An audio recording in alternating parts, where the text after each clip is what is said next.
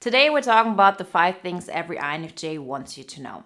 There are some parts of us that we wish every single person would know about us because we get misunderstood. People don't expect this from us because they see the world differently, they think differently. But at the same time, it's nothing we can just, blurt out and people are going to believe it. Because the fact that you tell somebody doesn't make them believe it anymore. But those 5 aspects we're talking about today are such vital aspects of how we see ourselves, how we see others, and how we see the world.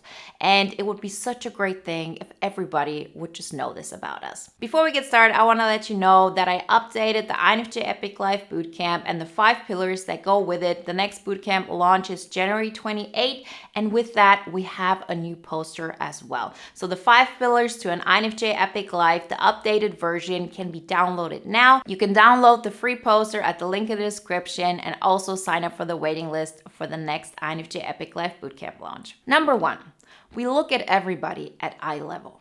And this is something you might say as an INFJ, okay, isn't that something everybody does? No. So many people think in hierarchies. So many people look at others in a way of you're worse than me, you're better than me, I should respect you more because you've achieved more or because you have some attributes that make you more important or more valuable. That's just not how the INFJ mind thinks. We can respect people for what they have achieved. We can understand if other people look up to us or towards somebody else because of what they've accomplished or how much effort they have put into something. But at our core, we don't believe in hierarchies. You can look at somebody at a really high level in a company, for example, and you'll still look at that person and say, that's a person living their life and I'm a person living my life. And you can also look at somebody who's, in any kind of way considered not at your level because they haven't put in the work yet, because they're younger than you or whatever it may be, and you will still look at them at eye level. This is something that is so normal to us. It's so natural. We cannot think in any other way. And so it's difficult for us when other people don't understand it. What we have to recognize is that just people think differently. And this is one of those aspects that we would love people to know.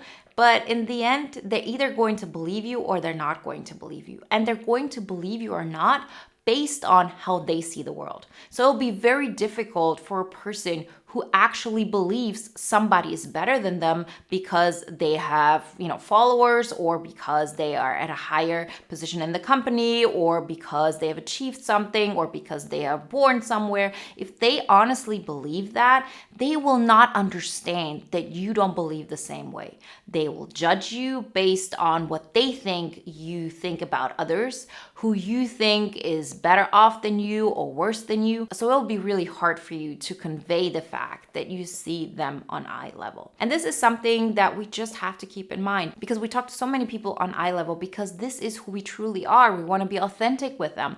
And then we're surprised that they themselves look down at us maybe. And then we recognize, oh, I gave them so many compliments. I really wanted to make them feel good. Although I know, for example, I've accomplished more than them, but that doesn't mean anything to me in a way of I'm more valuable than them. But they look at you and they say, oh, if that person complimented me so much, if they are being so nice to me, apparently they think I'm better than them. And so that's how I'm going to treat them. Is this a nice thing? No. Is it something that will happen from time to time? Yes. But what we as INFJs can do is to just know that people are going to react like this from time to time. And it is maybe based on their insecurities. Maybe it's based on something that's even deeper within that system, but it has nothing to do with us. But knowing this might make us a little bit more cautious of when we allow people to treat us in a certain way. Because we have to understand that just because I look at people at eye level and I don't make any distinctions about that's a better person or that's a worse person because I know we're all on one level, that's not how some other people might interpret you. And that in itself means that you're allowed to protect yourself. That if somebody is not treating you right, that you have the right to protect yourself and let them know that this is not a way to talk to you. You might look at them at eye level, but that does not mean that you allow them to treat you worse than you're treating them. Number 2, we don't believe in followers. We don't believe that we follow others. So it's not just the thing of being on eye level, but there's so much of us that is all about doing your own thing. I did it my way. So, whatever we do, we believe that every single person has their own way of looking at the world, that every single person has the right to express who they truly are, and that if we look at that person, we respect them for choosing themselves, but we're never going to put ourselves in some hierarchy in that way. We're not going to follow people, and we don't want people following us. We want people to understand their own value and to understand that we all stand on our own energy and in our own path. And it would be wonderful if people would see it this way. It would be wonderful if people, not only understood this about us, but they would embrace that themselves. But again, that's just not how the world works. Not everybody is going to see the world like this, and that's okay. Allow people to do their alpha beta thing while we do our sigma thing. That being said, I'm not even talking about, okay, there's some Sigma INFJs and there are some INFJs who aren't that. When I talk about Alpha, Beta, Sigma, I'm really talking about how superficial society talks about it. As in, the Alpha is somebody that everybody looks up to, the Betas are following that person, the Betas need an Alpha, the Alpha needs the Betas.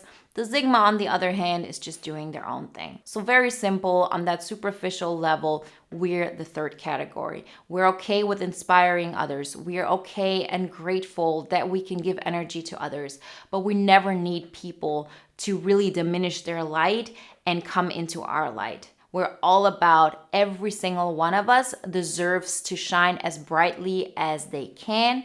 And with that, we'll create an amazing life together. And it would be just great if everybody understood this about us. Number 3, we crave deep connection. So very often when we are in situations where we think there is a connection with a person, we go deep. We do that because we really crave deep connections. We want people to experience this deepness with us because so often these are the moments we feel most alive.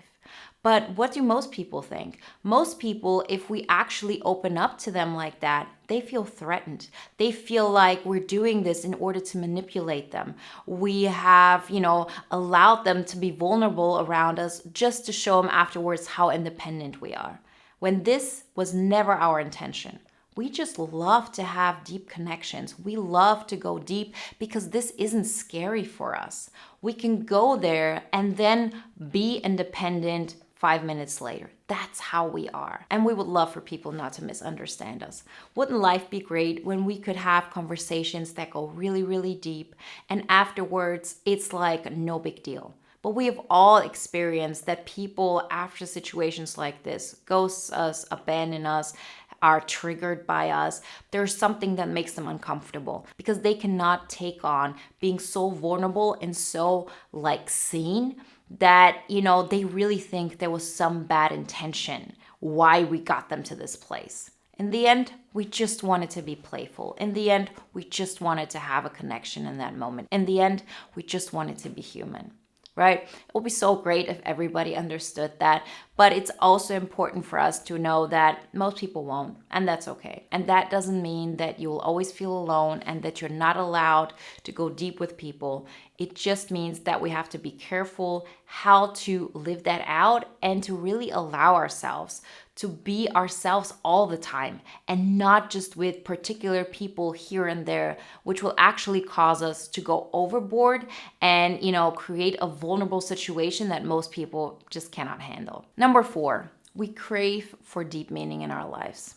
So how often people have told me, oh, you just have to stop thinking so deeply. You just have to stop, going through those things in your mind and looking for a meaning. Just do your day-to-day life.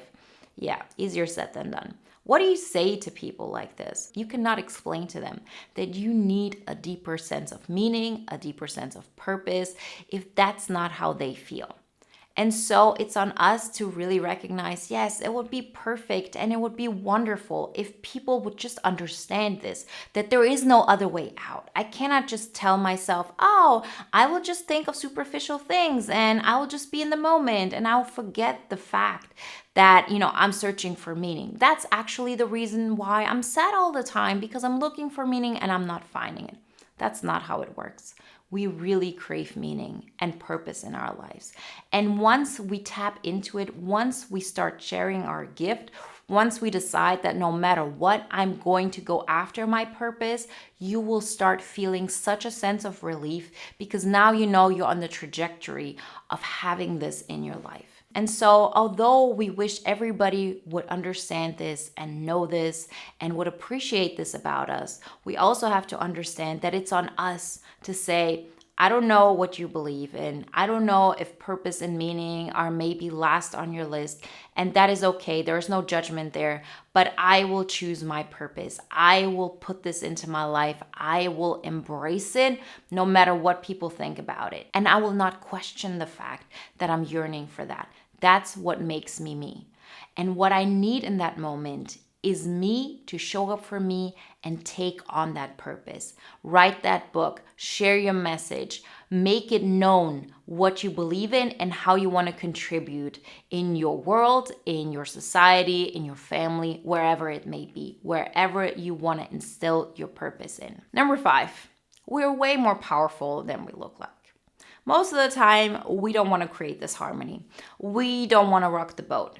So often, even if we're being completely ourselves, in so many cases, we don't feel like it is worth to show people what we're capable of because we don't want to create anything there. We don't want to create connections. We don't want to create, some kind of turmoil. You don't have to talk to everybody and have connections with everybody in your life. Maybe the people you meet at the gym or when you drop off your kids at school or whatever it may be. But on the other hand, we wish people would know how powerful we are without us needing to show it.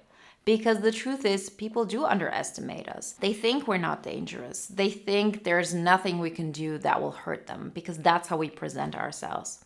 And wouldn't it be great if people just knew without us having to show them? That would be the best case scenario. People would respect us more. People would see how much we're actually sacrificing in order to make other people feel good. Right? We are so powerful, we could do so much, we could choose ourselves, but we choose to create a good experience for others. But that's just not how the world works because people can only see what you show them. And if you don't show them your strength, they will always underestimate you. That does not mean that you have to go out of your way and show your strength, but we also have to accept that this is how it's going to work. If you want people to see how powerful you are, use your power to create something out of your purpose. Use your power to choose your individual road in life. Choose your power to really stand on your own and make the decisions that make you happy. Because then people will see, oh, that person is using the strength to create the life they want. And people might not judge you for it, neither positively or negatively, but that's not why we're using our power. We're using our power to show ourselves how powerful we actually are. Because we cannot expect people to appreciate our strength for what we do for them, for what we sacrifice for them. They're just not able to see it, and that's okay. So accepting that and saying, I want to prove to myself how powerful I actually am. I want to see how far I can take it. Using your power this way and creating a meaningful life that matters to you, and you make choices and you establish a life that you find epic, that's the genius. That's what will make you feel powerful all the time, and you will stop wondering if people look at you and know how powerful you are. You know you're powerful. You've proven it to yourself. And you're not afraid to use it because you know that this is one of the gateways in order to make sure that you live the epic life you're totally able to live out. Remember, if you want some more guidelines how to tap into your INFJ epic life, then check out the new and free poster on the 5 pillars to an INFJ epic life and join the waiting list for the next bootcamp so you get access to the early bird price and get notified once we go live. All the information you can find in the links in the description. And if you want to watch another video now that is in alignment with today's topic, then watch the 5 signs you're a true INFJ.